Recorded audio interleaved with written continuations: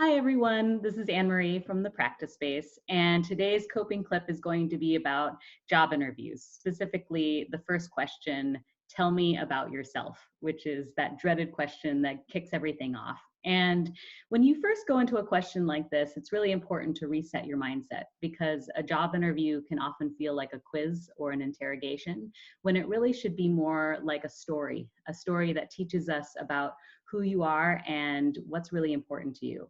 And so when you go into a question like that, it's really helpful, I think, first to think about what are the main ideas or the main storylines that really encompass you. So across all of your experiences in your life, what are some of the main storylines? And so for me, one of the main storylines that's consistent across everything I do is the theme of inclusion.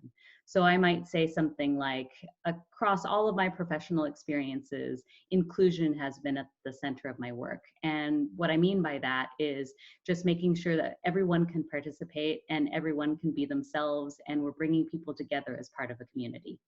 So I might say something again like that, a big theme, and it cuts across all of my experiences.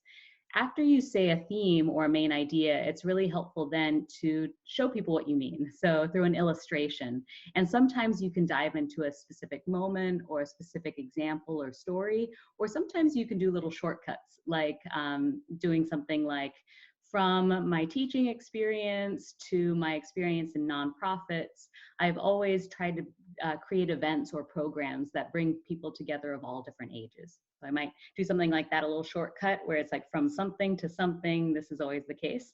Or I could do a shortcut in terms of time. So I might go like, when I first started my career, I started off my career as a special education teacher, which really taught me the importance of giving people a lot of on-ramps or entry points to help them be themselves and participate.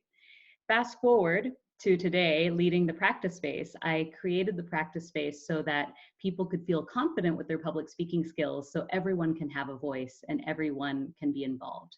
So again, little shortcut, I didn't have to say everything. And that's one of the big tips for today is you don't have to cover everything. The key is to try and build out a through line. And then once you do that, the final step, which a lot of people forget, is what's called a link, where you are saying why that story or why that experience is especially relevant for this particular position.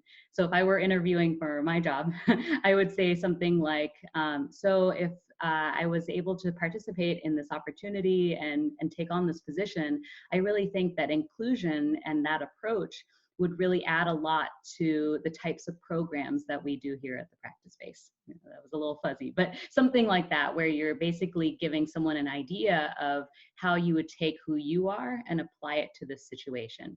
So a little assignment for you. It seems like a big trend is a lot of journaling, but honestly, it's really helpful because it's really useful to try and put your ideas into words with as much preparation as possible, and then practice saying those out loud. So I would suggest creating 4 sentences that are through lines or storylines, main ideas that are really important to you as a professional. And regardless of the position or regardless of the job, it's always true for you. So 4 sentences, and then practice saying those out loud, either in a mirror or in an audio recording or even just to a friend, something really short, and make sure that it's something that is really important to you, exciting for you, because honestly, if you have something that's really true to you and it's really important, it will shine through, it will show, and it will come off as very genuine, as opposed to trying to figure out what that person wants to hear. Think about what's important to you and what excites you first. So hopefully that helps you if any of you guys are going into any job interviews, or maybe you're starting your professional job search. I'm always happy to help, but hopefully this got you started to thinking about yourself and those through lines before you even begin your job search. So stay tuned for the next coping clip.